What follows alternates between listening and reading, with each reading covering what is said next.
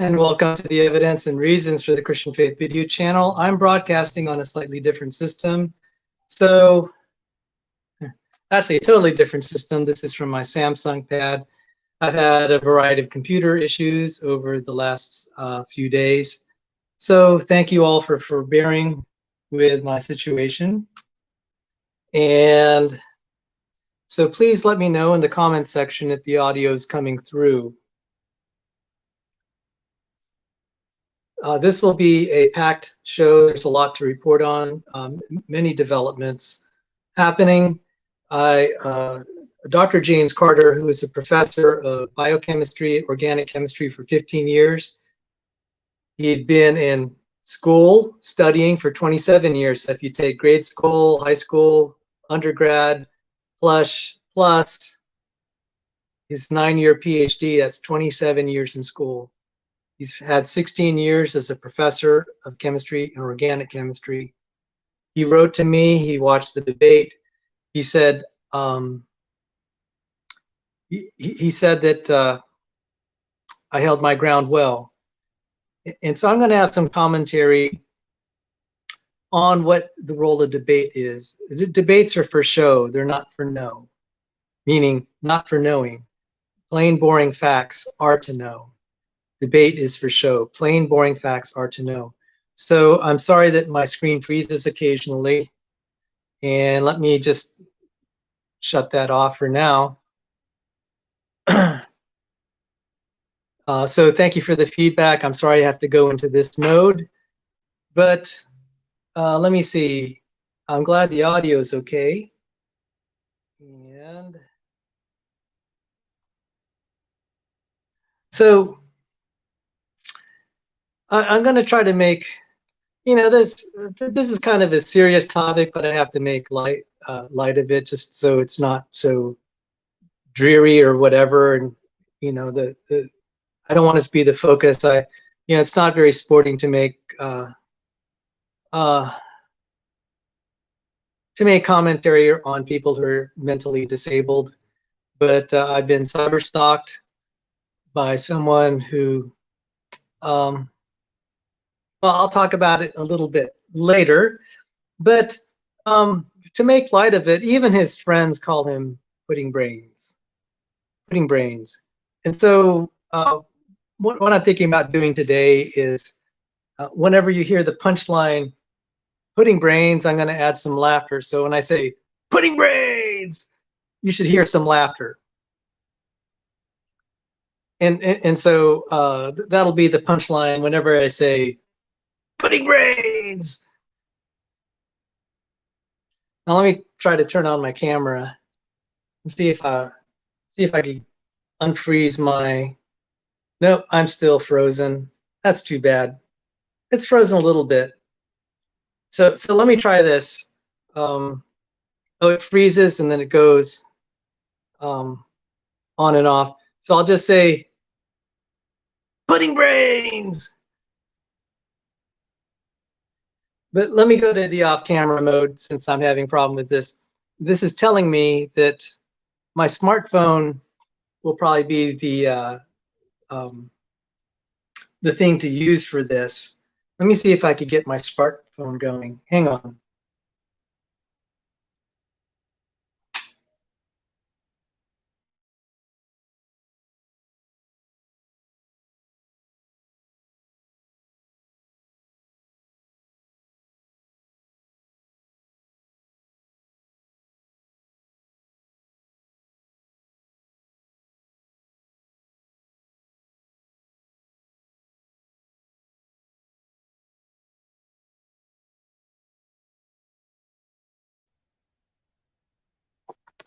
Okay, this isn't quite as good.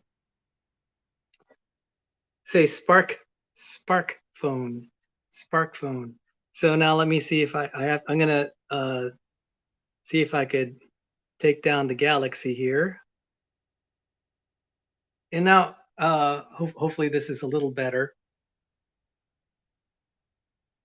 Okay, so some of you know, I don't like holding it this way. See if it's gonna automatically flip this. All right.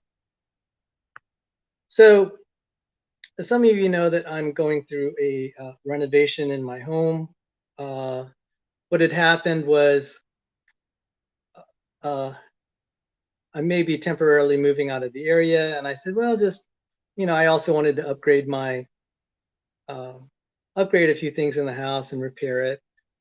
And the wife of my friend, he and his wife came over, and I said, you got to ask the girl because she knows how to renovate. And I couldn't believe all the things that she would pick out. I'm just like, man, women are just so finicky. And because I was thinking about renting out the whole house when I'm gone, and I was thinking about getting a military family in there, and wife and mother will be there. And it's known in consumer economics that 80% of all the consumer decisions are made by females. So when a husband and wife are looking for a place to live, it's the woman who decides what house they live in. 80%, 80% of the decision is the woman's. The guys are, if I get my man cave in my garage, that's okay. But the woman is like, oh, the master bath, that's going to be a deal breaker. So my friend and his wife were walking through. His wife's name's Suzanne, and we're walking through. And I don't know if I can display this place here. Let me see if I can put it on. All right, so this is not, this decoration is not me. I've since changed my mind that I'm gonna, maybe try to look for a renter that is a male, because males are not a single male that's just going to be here. He works for the military. He's just here for 1 year. His wife and kids are in another state, and they have a home, and they're just on what they call a tour of duty here to work at the Pentagon or whatever, or work in an intelligence field. Some of them are just here for a few months. They go home to their wife and kids, and they just need an extended stay for a few months or so. But the renovation started with Suzanne in mind, and these are Suzanne's taste. So this is how the house evolved. I know that this is totally random, but let me see. Let me just show you. This is the master bath here, and let's see. See, you can. There is this. Suzanne picked out the tiles. What do you call it? The Travisano Piazza tiles. And you could see that that's a bathtub there. Somewhere in there's an unfinished shower, and then there's the water closet there and a walk-in closet. I'm not going to go through it, but I just wanted to show you this tub here.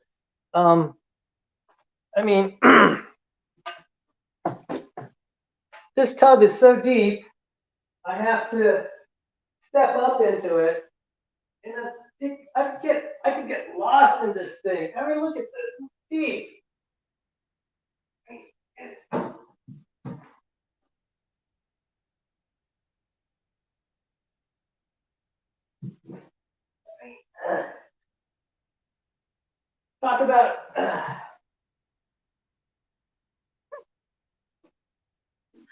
Talk about drowning in a tub. So, all this is just to impress the lady, okay? And I'm like, nah. After this, I'm not going to renovate the house to fit the lady. It's going to be a guy's pad. Just the one part of this house. After I started going through the renovation master bathroom, I said, enough. This is good enough for this, but this is going to be a bachelor pad, guys. This is going to be a man cave. So this is the one piece of extravagance here. The rest of the house is going to be whatever. So on to the topic at hand. Dr. James Carter was so kind to write to me and to really spend time analyzing the debate. So there are plenty of people here in the military that watch, and you understand the idea of reconnaissance and force, and then there's a saying in the Rangers, move forward and draw fire. You're actually going out and getting shot at, so you can identify where the positions of the enemy, and you can identify where they are, and you're going to try to take them out. And so my goal in debate, a lot of people think you're going to win the debate and be persuasive. I'm just like, no. Do you think truth is settled in a 1 or 2 hour debate? That the course of people's lives will be changed? Or is it more important that the data you develop and the arguments are solid and they're long lasting? Because in that debate, there was a lot of stuff that was said, and it's what I call, I've referred to it as Brandolini's law. One guy can say BS, and PhD Tony put out some BS. I wasn't going to call him on it at that time because I actually wasn't sure, and I said, it says in Proverbs, see a man who's hasty in his words, there's more hope for a fool than for him. So a lot of times I said, I just don't have an answer now, and that's the truth.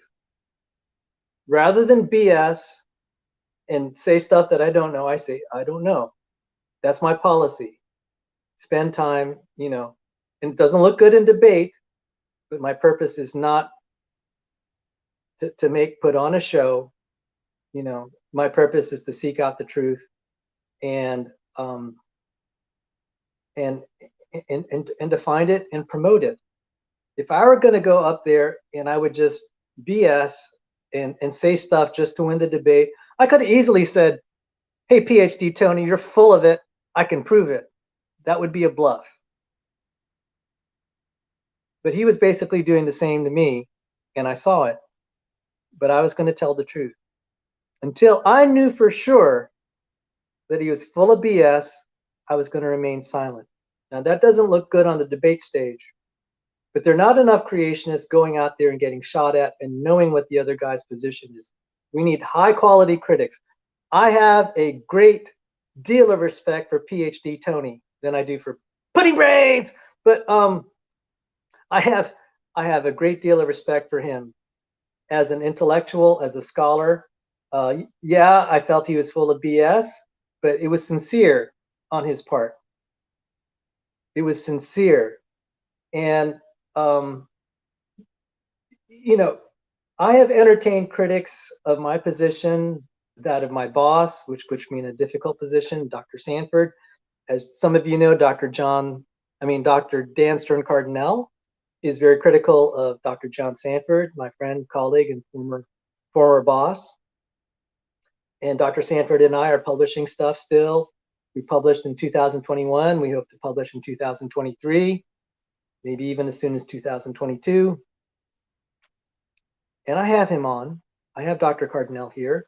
We don't always agree, but I try to find points of common agreement, and there are times I'll accept correction from him. So I resist the accusation that I'm cowardly to face my critics. What I did on Modern Day Debate, I was willing to face my critics. I was willing to be shot down, to be shown of where I don't understand something, and that's totally fair. That's totally fair. And if anything that anyone learns from that is that some of these arguments are pretty tough. If someone like me, with having studied this field for a long time, is starting to fumble through this, it's not easy. You will not see me fumble through this when I start talking, like, say, when I had the debate with R.J. Downard. I've often said intelligent design is easy, young Earth creationism is hard, and I'd say brutally hard. And I knew what I was up against. But that earlier that day, that whole weekend, I was with the Creation Research Society in Lynchburg, Virginia. My talk went very well. I plan to do recapitulation of that talk about the protein orchards, which indicates that even if we assume universal common ancestry and common descent in evolution, you'd still need miraculous actions of God to make the major protein families. And that went over well. Who was in the audience? Dr. Mark Hostermeyer. He's head of a $500 million engineering department. He's dean at Liberty University. Who else? Dr. Lorianne Bent Hemrick. Cornell graduate. She got her doctorate. She's a professor of biology in a medical school. Her husband, biochemist Mark Hemrick, was there. Dr. Rob Carter was in the audience. There are people from Bob Jones University, Cedarville University, CMI, Creation Ministries International, Answers in Genesis, Institute of Creation Research, I mean, there are any number of some of the names you would recognize that were in the audience hearing me speak. And I had the privilege of talking to Professor of Thermodynamics, Dr. Andy McIntosh, over there in England, in the United Kingdom.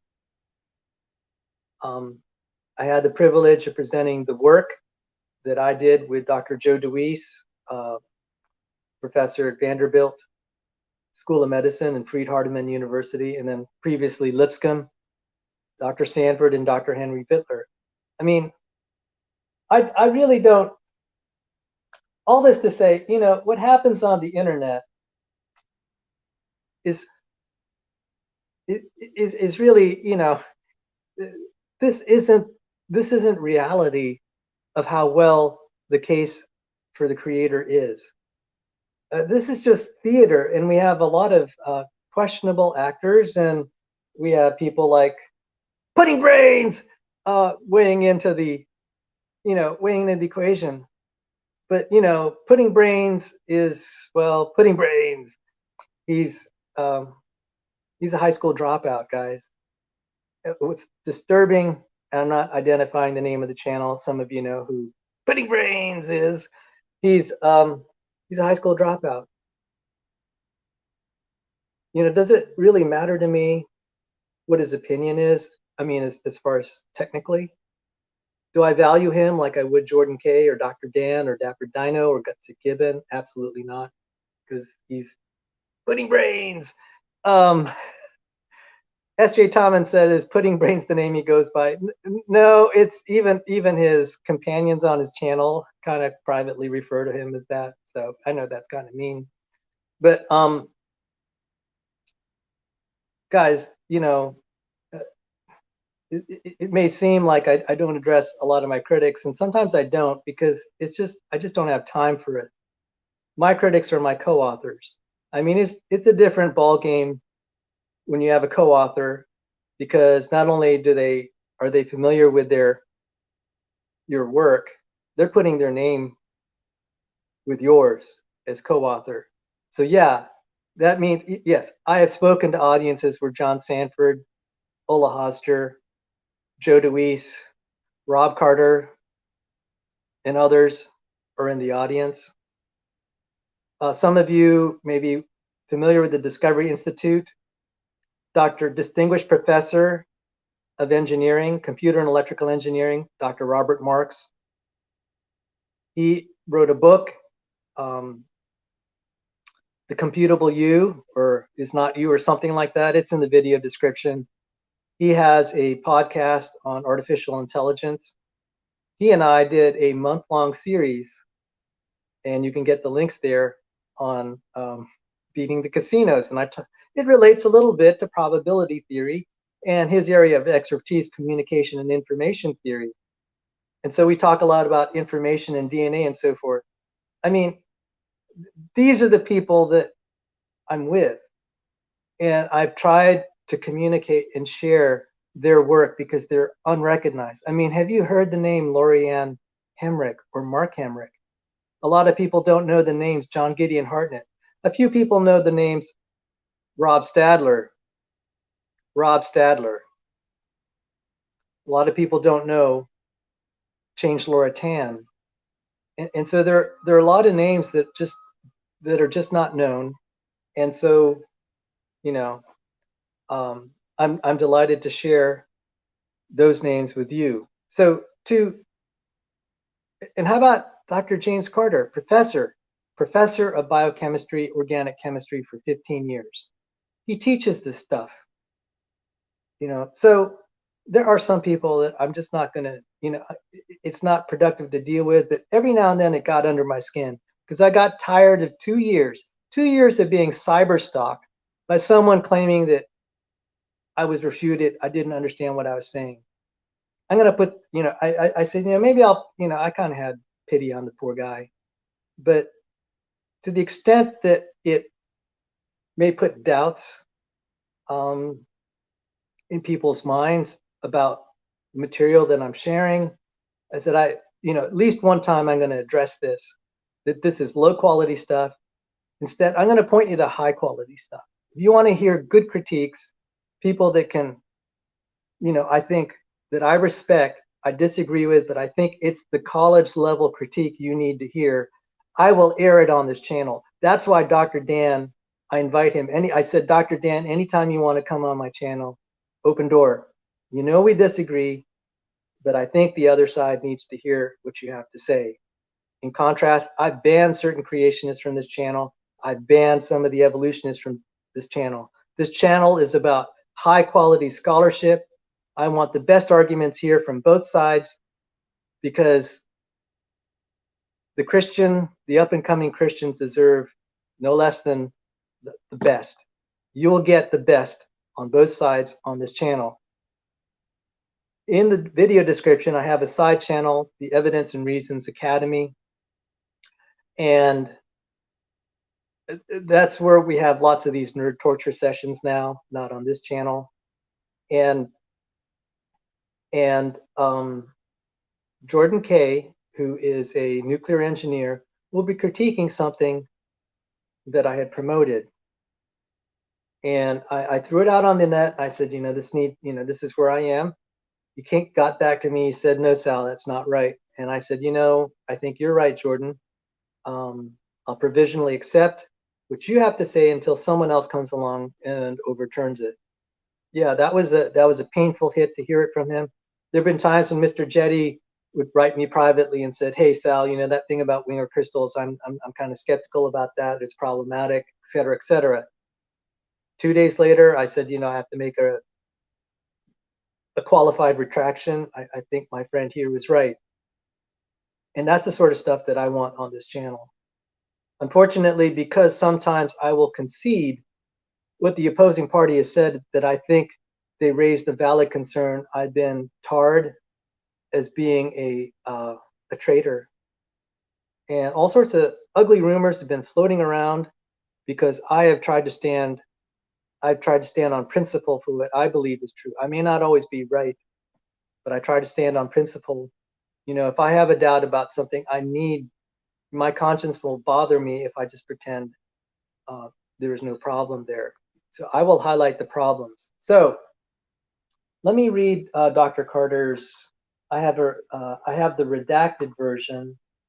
You can find it in the video description.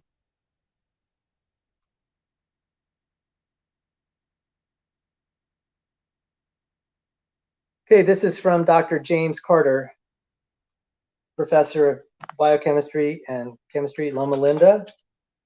And he says, make sure I'm not running out of power. Okay, let me make sure my power situation's okay. All right, I'm running a little low on one of my computers. Let me switch my power source here. All right. James Carter, July 25th, Monday, 1:31 p.m. Subject, modern day debate. You'll find this in the video description. I caught your recent debate against TJump and PhD Tony on MDD. Too bad, James, that is James Coons, didn't partner you up with a geologist to help address some of the questions that Tony brought up. Both of your opponents were obnoxiously condescending, and I think you stood your ground well. I stood my ground well on substance, but I did let them kind of just blather. I mean, I'm polite, and I'm there to hear what they have to say. My goal, again, is, is not to win that debate, especially in front of a bunch of closed-minded people. I demolished RJ Downard in the debate, and you couldn't tell that by what was happening in the comment section, my debate last year. But anyway, so this is a good area for batting practice and to draw out, to move forward and draw fire, identify the enemy position, and so you guys in the infantry understand what I'm saying. Dr. Carter continues, I saw your after show and liked your perspective about playing the long game by drawing out questions for opponents so you can research their questions and come back with answers. I'm getting a little bit of a problem here.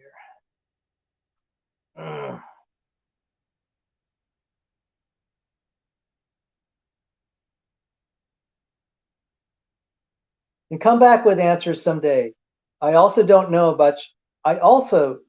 much about geology or paleontology, so I like learning more about the fields and finding fresh challenges to combat. I'm going to just briefly pause here and make a comment. I have seen assertions by evolutionary biologists and cosmologists, you name it. 40 years, I've watched this debate unfold for 40 years. They can make claims that are eventually falsified decades later. I happen to have the privilege of working with Dr. Sanford on one such claim about the evolution of de novo proteins to degrade or digest nylon. It was a 1984 paper by Susumu Ono, and it has been a myth that has hung around for 35 years. Some people still are citing it as evidence new proteins can emerge, and it's been falsified. And a lot of people don't know it was falsified even in the 1990s by other evolutionists. And yet the truth has gotten suppressed and washed over because of the popular promoters like Ken Miller, who was in the Kitzmiller versus Dover trial, and then later on by Dennis Venema, who was trying to promote theistic evolutionism with biologos. And it was bad science. And Dr. Sanford and I had researched this. It was falsified in the 1990s. We added some more that makes the case even more devastating in light of modern bioinformatics. We submitted it to journals, got rejected 7 times. The editors mostly saying you're correct, but we're not going to publish. And they gave a variety of reasons, legitimate and maybe not so legitimate. Why am I telling you this? You know, your opponent can strike you with a weapon and you think you have no defense. You have to wait on the Lord. Just like the children of Israel, who sinned, but their children were going to be the ones to do combat. They had to wait around 40 years. And it's just amazing. I have seen arguments that look so, so solid that there was no way to take it down. And then it just blows apart by itself. So there are things that PhD Tony put on the table that were tough, but there are enough anomalies for me to say, even if I were not a young earth creationist, I would say there's reason to hold out some doubt and to question your position, sir. And he was furious. And one thing you should notice, he was very verbose. He kept talking, look at this, look at this, look at this. And I said, sir, there's a saying, a single ugly fact can destroy an otherwise beautiful theory.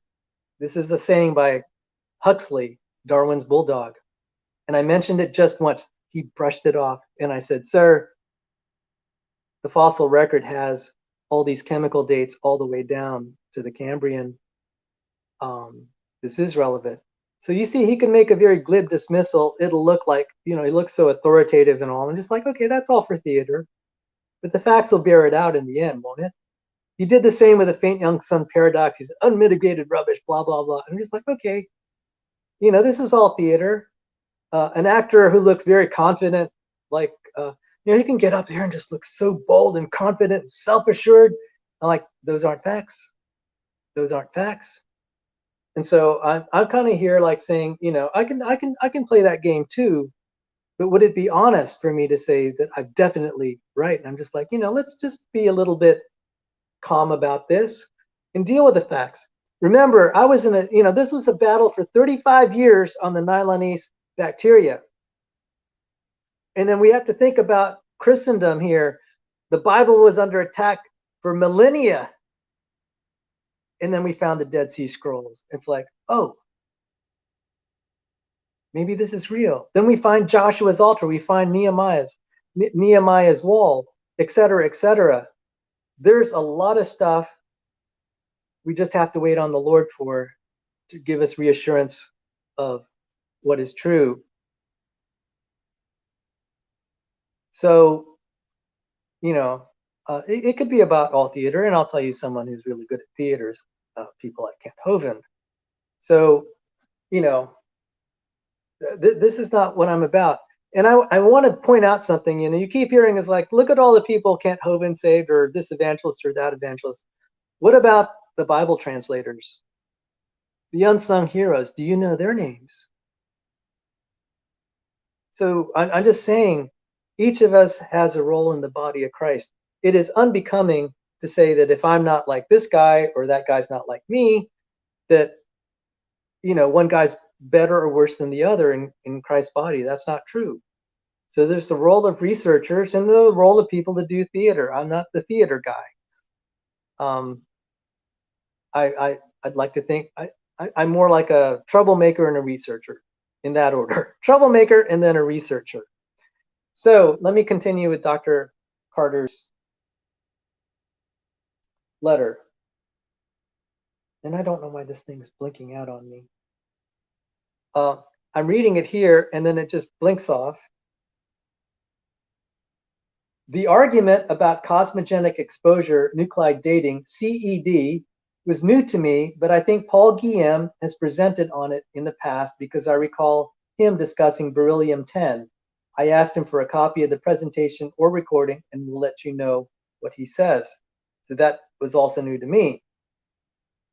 And I was pointing out to him, I said, all the stuff you said could be overturned by chemical dates. I only got 1 minute in, but he just kept going on and on. And I'm like, okay, you know, I'll let you have your say. The facts will prevail in the end. And my geologist buddy, this is again Dr. Carter's letter. My geologist buddy, Dr. Redacted, who is also an advisor on, long story short, abiogenesis. And I just got to pause on. I don't know what's going on my screen. It's terrible. I don't know why my screen keeps blinking out, and it's just supposed to be a text screen. I better put it on a notepad or something so it doesn't disappear on me. Let me try to do that. I'm going to try to do a cut and paste. I apologize. I'm seeing problems on my system that I've never seen before. And I'm going to just try to put the text elsewhere. The problems with StreamYard and live streams and whatever. Okay, so the advisor on long story short abiogenesis critique team is a sedimentologist, and he isn't very familiar with CED either. That's the cosmogenic stuff. So that's what you can expect in a debate. You're going to get thrown a curve you've never heard. Someone will have their specialty and talk about it. And he just went on and on and on.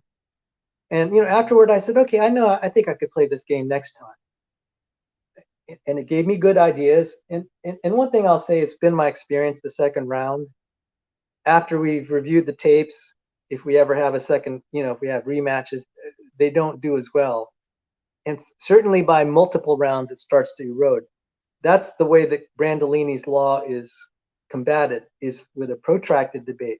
You'll notice when I invited a certain individual, Pudding Brains, to debate me, I wanted an 8-hour debate. I wasn't going to let him do Brandolini's law on me. It'd be just, you know, just careful and methodical. Look at Dave Farina. Dave Farina spent 20 minutes just from start to finish, just garbage. And it took a world-class chemist in James Tour 10 hours to refute, probably 30 or 40 more just doing research. This is how hard, this game is not easy. That's why, you know, I don't necessarily like debates because of Brandolini's law. There was some talk about the racemization, and I will engage that because Pudding Brains has been hammering me on that, and it's it's a really bad critique. He can't even seem to understand, which would be on the Y and X axis. It's pathetic. But anyway, so he's talking, my friend, Dr. Redacted, who's also an advisor on the Long Story Short Abiogenesis critique team, is a sedimentologist. So he isn't very familiar with CED either. A quick search on ICRcreation.com and AIG didn't turn out much, although CED was mentioned at the end of chapter 3 in John Bob Gardner's book, Thousands Not Billions. You see, there's no creationist that was familiar with the curveballs Dr. Tony threw at me on Modern Day Debate. I don't know anyone would have been able to deal with that, except to say, look at the chemical dates, which is what I did. And by the way, Dr. Baumgartner was at the Creation Research Society also. He's a longtime friend of Dr. Sanford too. And so continuing on, Dr. Carter said, I did find a few possible sources of anomalies in the method on this website, and it's there in the video description. Let me know if you learn anything more about CED, and I'll do the same. In the meantime, if you want fresh arguments for the geological record not being millions of years old, check out Dr. Redacted's work. I can send you a copy. It's a sensitive issue now, his identity. In a little bit of, hopefully in a little while, we'll be able to, Dr. Carter and I can release the information to you. I just might cover it on this channel without mentioning the individual's name. During the Modern Day Debate question and answer, Stupid Whore Energy, that's an individual who goes by the handle Stupid Whore Energy. We really don't know if it's a girl or guy, but anyway, assume for the sake of argument, it's a real bona fide, genuine lady. Stupid Whore Energy brought up a really old argument about the Yellowstone petrified forest that stumped you, pun intended, haha. Not many people know about it, but my church's Geosciences Research Institute, GRI, which is associated with Loma Linda, the college and medical school, which has a branch located on my university's campus here at Loma Linda, publishes a free journal called Origins. The 1997 issue, volume 24, number 1, was dedicated to challenging the argument that Stupid Whore Energy brought up. It is the culmination of years of research by Harold G. Coffin, PhD, who received assistance from other creation researchers, including Dr. Stephen Austin. They conclude that the layers of trees are not different years of growth, burial, new growth, etc., but rather vertical deposits of broken and transported logs from a catastrophic flood, much like the trees that settled at different rates and were buried in the silty waters of Spirit Lake soon after Mount St. Helens erupted. He references a present-day experiment, what I'd call a God-made experiment in Mount St. Helens. I've seen counter arguments to many of the other issues that PhD Tony brought up, including dendrochronology, ice core dating, barbs, etc. So I encourage you to research them as well. Hope you're doing well, Sal. I look forward to hearing how your recent presentation went. Blessings, James Carter, and God bless you, James Carter. Dr. Carter and I obviously hold different theological views, but as far as the science, we're basically on the same page. And see, this is an example where Brandolini's law can play out. The opponent has all this body of knowledge, and even if I'm on the right side of the argument, I may not have access to all the geologists there. I should have pointed out when he was browbeating me and saying, you guys need to do this or that. There are things that if you just have 5 minutes to think about, you have a counter, but then it's too late. I should have pointed out to him that we have all these young earth accredited colleges in the United States. Their professors have published in geological peer review. In 2004, Loma Linda, where Dr. James Carter is teaching, They got on the cover of Geology. They're young Earth creationists. They're young Earth creationists publishing in secular peer review. And I wanted to tell PhD Tony, you know, this is not flat earthers. We've got professors who've graduated from very fine schools. They're teaching in accredited religious universities, but their students are able to go on to very fine universities if they want to get their PhD. And I should have pointed out, Dr. Tony, look at geocentrism. It's a false theory, but it predicts the sun will rise and set every day. Just because it's successful at making predictions about, you know, you could have a geocentric model, you could have calendars based on it. It makes all these useful predictions, but it's a false theory. It doesn't make it right because it is useful right now. It may get a lot of the predictions right, but it needs to get more. And if you have anomalies, like in the geocentric model, like retrograde motion, and then also like centrifugal force at the axis at the equator, it's better resolved by the heliocentric model. And he was using this as proof, and I was like, you know, darn it, I was thinking an hour after the debate, I should have pointed that out. I said, that's not proof your theory is right. And I pointed to him, I said, what counts is what happens in the present. If you're digging for oil, you don't care how it necessarily got there. You just need a method for identifying it. And I mentioned Tim Clary, but I could have just as well said many other creationist geologists here in the United States of America and also in Australia. Yeah, we're in a minority, but they could certainly hold their own. And so he was beating me down, and that's okay. I was there to draw fire, and now I feel that I can help. My role is to help equip the next generation to hear. And I'm perfectly fine with you listening to that debate and then formulating, going back and researching and verifying his claims. And some of them fell apart, like the faint young sin paradox. And as I thought about it, you know, sometimes he'll talk about things and you tend to focus on what he's talking about.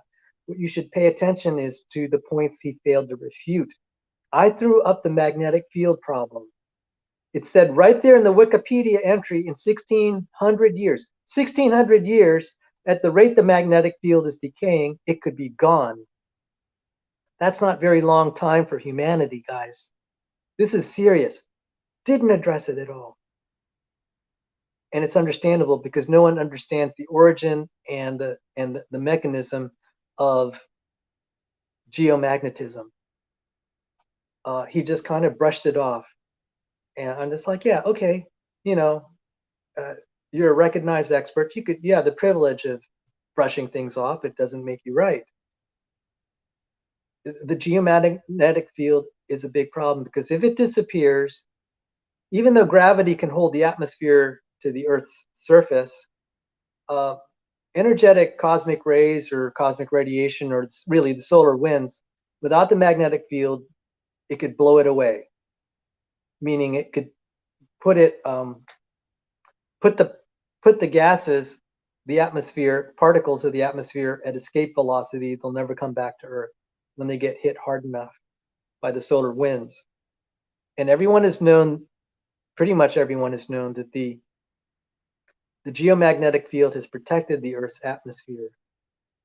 And if it's been decaying at the rate like it is, and we still don't know the mechanism what causes the magnetic field, there's no way that life could have been here that long. I alluded to life being young. I should have made the connection stronger, but you know, it was a long day. And you know, if there were a second round, and we had a panel of young Earth geologists, I've named them from the schools like Loma Linda, Cedarville University, and there's some others, it'd be a different story. He wouldn't be able to pull that garbage that he did. He did well, and you know, but that's the problem of Brandolini's law. You want a real debate, let it last for a month, and we'll see who's standing at the end of that. The other thing, again, as I mentioned, we have to rely on God's providence to reveal things. Some of the stuff I threw in the debate wasn't there 40 years ago, which was the soft tissue dinosaurs and the chemical dates. So now, since there was interest in the chemical dates, let me see if I can bring this up and see if I can find it even. Give me a moment, and I'm going to show you a plot that's in question here. And give me a moment.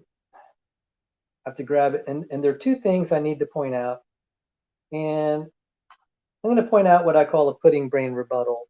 That means the guy didn't even do marginal due diligence on the topic. And it was so obvious.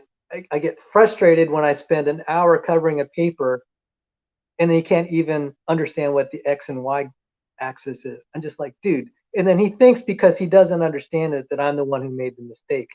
And he'll just opine for hours about how I don't understand anything. I want to say, dude, I'm not accountable to you, okay? I'm accountable to my co-authors. I'm accountable to the group of people that are faculty of universities that hear me speak. They'll call me out if I'm wrong, sir. So let me just bring this out. This is a Loma Linda paper. GRI. It is by R.H. Brown. R.H. Brown, racemization. Sorry, I didn't have this queued up earlier.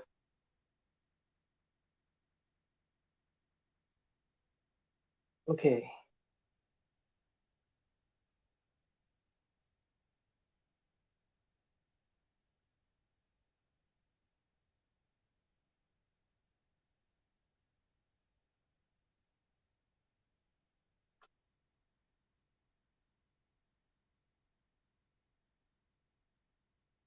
This is really aggravating that I have to go through this, but for the sake of my viewers, and I'm trying to put a nail in the coffin of putting brains here, just to show him up that he doesn't know as much as he thinks he does. He's kind of delusional, you know. I know it's kind of mean of me to point out his history, but you know, large amounts of chemical abuse does shrink the brain, causes dementia. He has a lot of that. And I've let it go for 2 years, you know, try not to beat up on the mentally disabled there. But he has a fan club that actually regards him highly as if he's an authority. That's kind of the sad state of kind of evolutionary theory, that they're following after someone that is so mentally challenged and uneducated. They believe him because it's like he's the one standing up to Sal, you know, 7 days a week. He's just pumping out all these videos saying he doesn't understand. And I let that go for a while, but then he started going after my friends in an unchivalrous way. And I'm like, I need to say something. So let me share my screen here. So first I have to do stop sharing the screen. And then now time to share this screen. Oh, thank you, Mark. Love class. I'm sorry I didn't have time. If I had a co-host, I'd have time to acknowledge everyone in the comment section that, you know, this is, when I have to do this solo, it's kind of rough. That's why it's great when Rebecca can join me. So here is a graph from the paper, and you could see, hopefully you could see the address. I'll show you the title of the paper in case people want to Google it. Interpretation of Radiocarbon and Amino Acid Age Data by R.H. Brown. And then this is from the Geoscience Research Institute, which is affiliated with Loma Linda.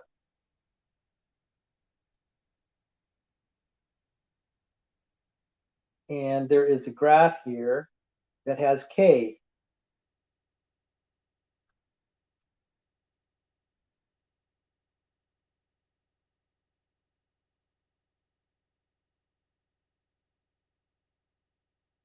So you have K, and then you have time on the x-axis, K on the y-axis, time on the x-axis. Now let me stop sharing the screen here. And so let me now, sorry, this is really hard to get all the screens queued up because I have so many windows open.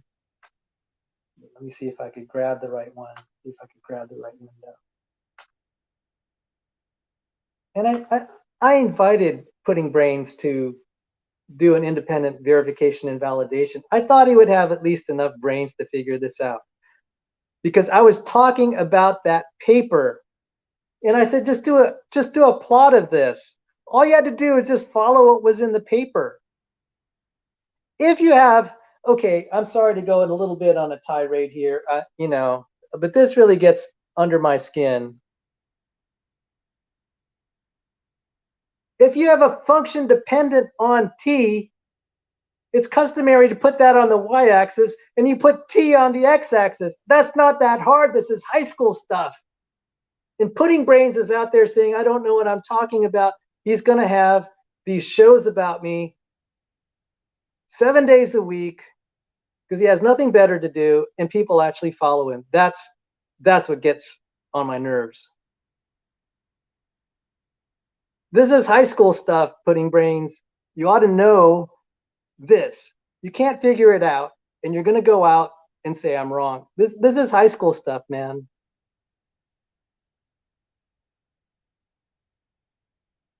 So look at it again.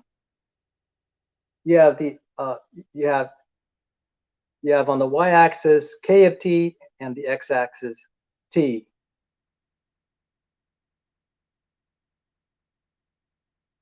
Yeah. And I'm not going to spend time spoon feeding someone.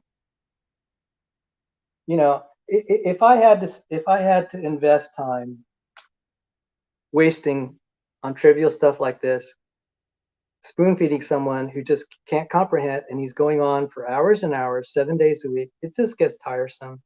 I had to ban him, and you know, but the thing that gets under my skin, people think he's an authority. That's the pathetic thing.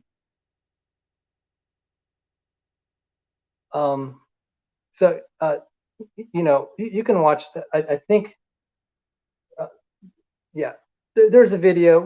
We'll talk about this some more. So let me read Schnoyel's comment. I really appreciate hearing from Schnoyel. Let me see.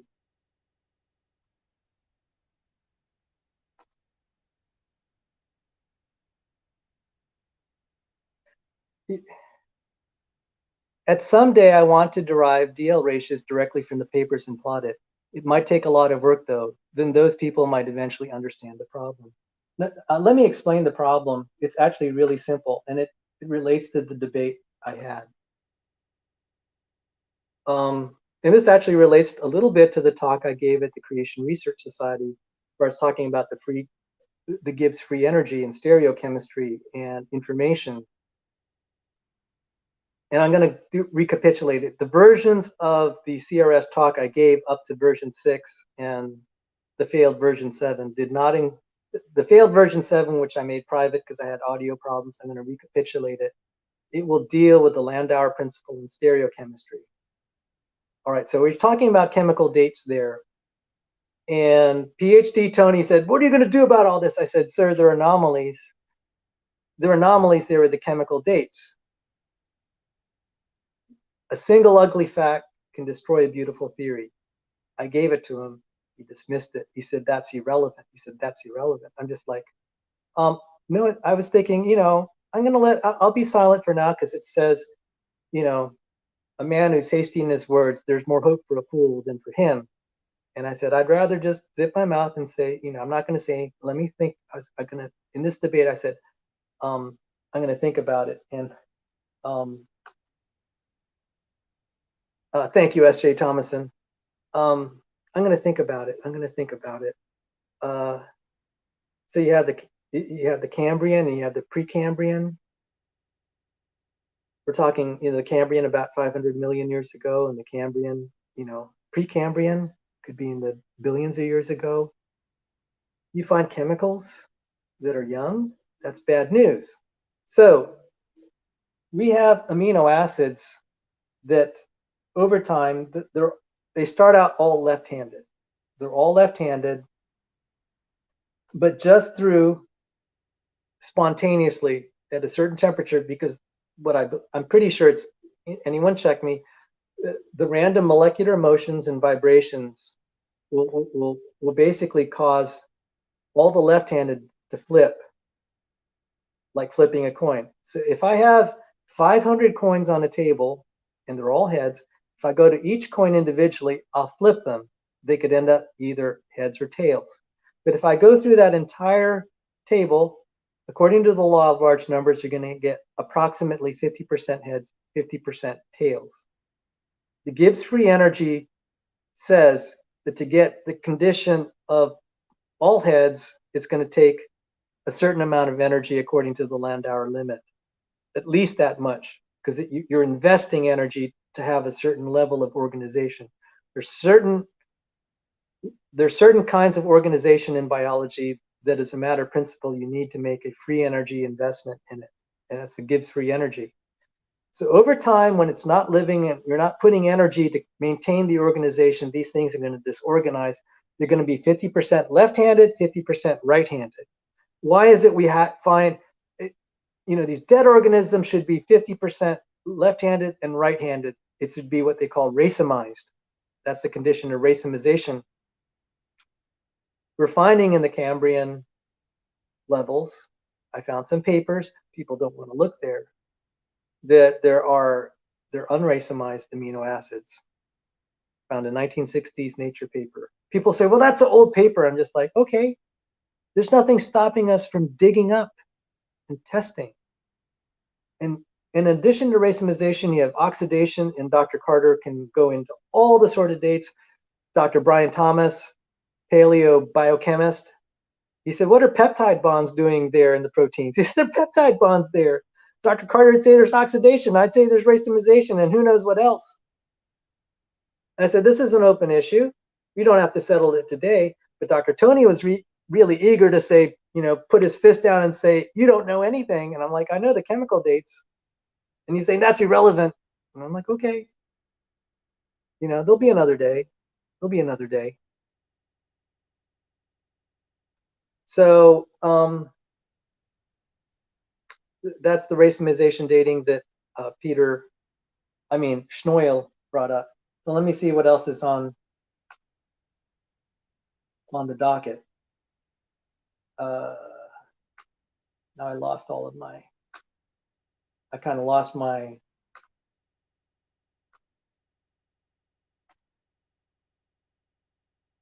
apologies. I'm going to see what else is on the docket for me to talk about today, and then we'll wrap it up. I want to thank everyone who's joined today. Yeah, some family matters here. There have been rival creationists on YouTube that have said some really nasty things about me.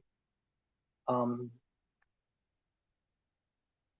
very concerned about the welfare of children. And I got a lot of flack when I said, please don't take your children to Dinosaur Adventureland run by Kent Hovind. Please don't take your children to Dinosaur Adventureland run by Kent Hovind.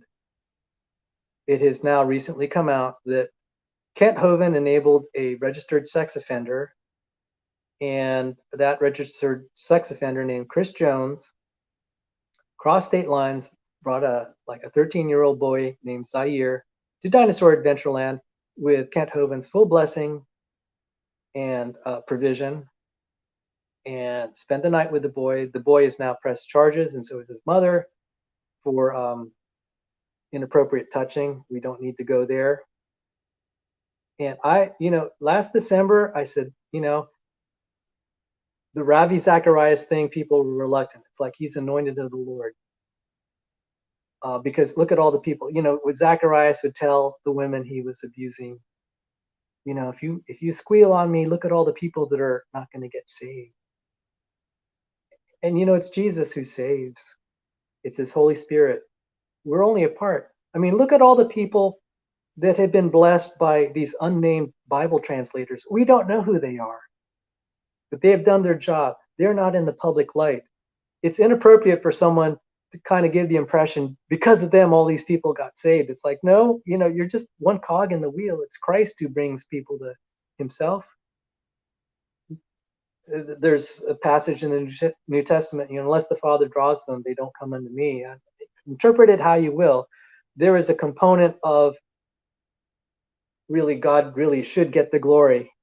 And I don't know how, people know I no longer self-identify as a Calvinist, but there is divine providence, and it is unfitting for us to be saying that we did it or giving credit to really any man, and rather instead we should give glory to God for the souls that are saved. And so just because people come to Christ as a consequence of someone's preaching does not let them off the hook for the things they're doing. I came out and I said, people, it's inappropriate for an evangelist, in my opinion, to be married to 4 different women in the span of 5 years. Also, an elder should be above reproach. It's inappropriate that he's been found guilty of tax violations that ended up his first wife in jail for a year and him for 9 years. It doesn't look good. The optics of that don't look good. Being married to 4 different women in the span of 5 years, he's now on his 4th wife, that doesn't look good. But what really sealed, and I was questioning the science there. Oh, by the way, this coming Saturday, I'm giving a show on why Kent Hovind's science is bad. I mean, citing the Loch Ness Monster isn't cool if you're going to give creationist arguments. Why don't you focus on the cell? Why don't you focus on things everyone can agree upon, the complexity of the cell? That is so much easier to defend and to say that could only be the work of a creator God. I've known people that became Christians who were agnostics, who had renounced the faith. They studied the cell and they concluded only God could make this. And shortly thereafter, they dedicate their lives to their Lord and Savior, Jesus Christ. Focus on that. Don't focus on the Loch Ness Monster, please. And there are other things like that Kent Hovind has done that I don't think serve well. But, I'd let the bad science go because everyone makes mistakes. But it's the moral failings of what's going on now. And then, as Brett Keane on his channel pointed out, Kent Hovind was probably lying about a lot of things. And that's intolerable. It's not appropriate for a minister of God. I got a ton of flack for standing up for what I thought was right. And then other creationist channels were just making stuff up about me, that I'm some sort of traitor. That's why I'm pals with Dapper Dino. And S.J. Thomason, if you're there, you'll get a kick out of this. There were rumors circulating. I was getting married, and that Dr. Dan, evolutionists like Dr. Dan, Gutsick Gibbon, and Dapper Dino were going to be at my wedding. I thought that was really funny. Okay, that's how rumors can just blow up. And there was someone at Creation Ministries International. He was a telemarketer named Paul Price, and I'm calling you out by name, sir. He wrote a letter to John Sanford, my boss, in 2020 or 2021. 2020, saying all sorts of vile things about me, that I'm a traitor or this or that. And I don't know if I think he's a former employee, former telemarketer for Creation Ministries International. That I'm on good terms. And then there's also the rumor that I had called Nathaniel Jeanson a hack or whatever. I never did.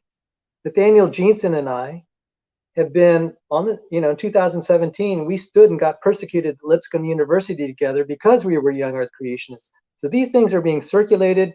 They are, all these rumors. And I'm just like, okay, this is the internet. It brings out this toxicity of the internet.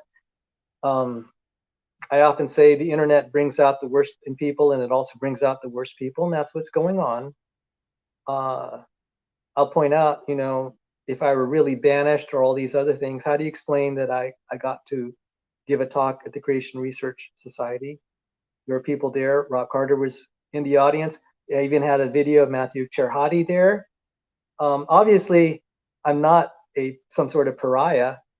So, it's just amazing the sort of rumors that can happen.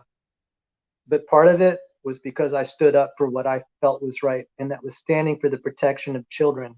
What Kent Hovind did first off, Chris Jones, his associate, technically that is a felony. Being a registered sex offender, you have to stay 500 feet away from kids. And now that the kid is charging him and the mother for inappropriate touching, this could be really bad. Enabling a sex offender, a registered sex offender, is possibly a Class C felony. It could land Ken Hovind in jail.